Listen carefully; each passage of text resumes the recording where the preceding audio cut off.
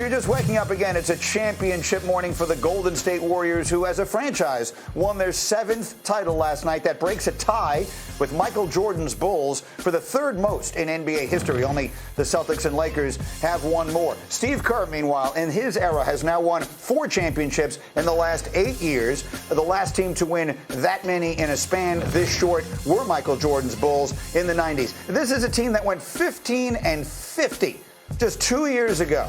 They are the first team ever to go from worst to first in a 3-year span. And for this big three, history indeed. That's 21 wins in the NBA Finals for Steph, Clay, and Dre. That is the most by an all-NBA trio in the last 50 years, passing Tim Duncan, Tony Parker, and Manu Ginobili on that all-time list. And wait, they may not be done. The Warriors have opened up as a favorite to win next year's NBA championship, according to our friends at Caesars Sportsbook, with the Brooklyn Nets and Boston right behind them. And then you see the rest of it, Milwaukee with Giannis there. Who knows what might have happened had they not had that injury to Chris Middleton. But I noticed, and I turn to you here, Monica McNutt, when I said that, Warriors are the favorite for next year, I felt like I got a little bit of a skeptical expression from you. Why is that? I won't. It's not skeptical, Greeny. It is, I will not make the same mistake again.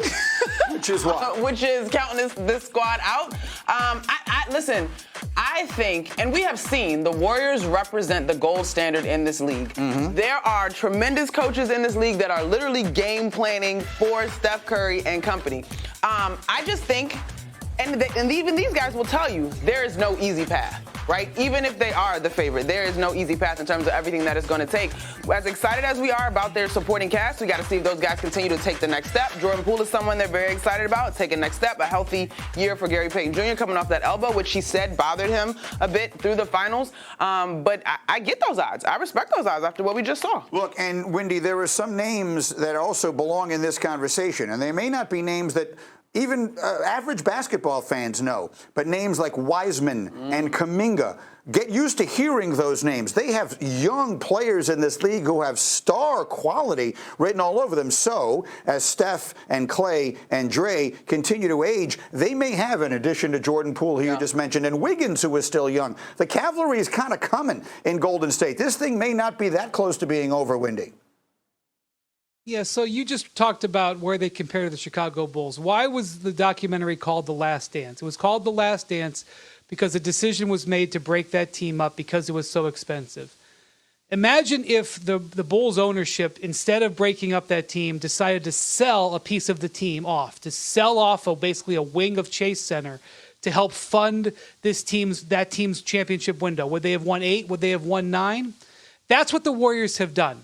The Warriors ownership, Joe Lacob and Peter Guber, have sold off a piece of the team and sold off a piece of the Chase Center. They did this over the last 18 months. They raised around $500 million to pay for this window that is upcoming because they believe that Steph Curry's window was long. They invested $250 million into his extension. They extended Draymond Green. They extended Klay Thompson despite his knee injury. They kept guys like Kevon Looney around, and they're sitting here going, look at the young players that they have. Look at the guys, Andrew Wiggins is eligible for an extension now. Kevon Looney's a free agent. Jordan Poole eligible for an extension. They may be able to pay for it because they took a proactive step to keep the window open. Now, none of it happens without Steph Curry. None of it happens without the coaching staff and what they did together. But they have taken steps to maximize this window that is upcoming, including these 3 lottery picks that they just came through with Wiseman, Moses Moody, and Jonathan Kuminga. Maybe all 3 of them don't pan out. Maybe only one of them becomes a bona fide star. But if that happens, they're going to have another refresh for what could be a very impressive championship window that's reopened. You make an incredibly important point about organizational commitment.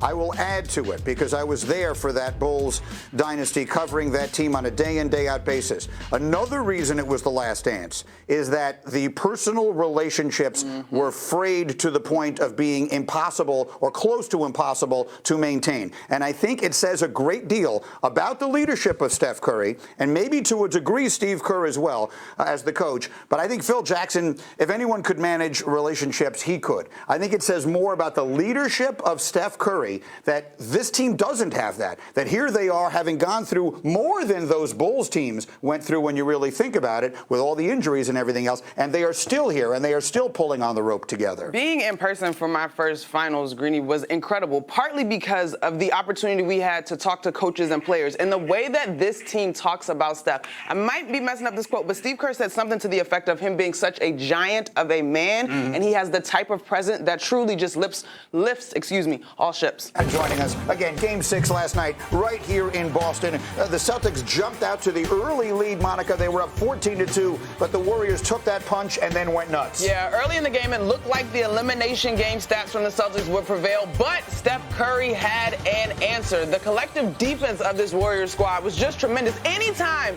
Jason Tatum or Jaylen Brown were trying to get to the paint, they were swarmed. You get runouts like that.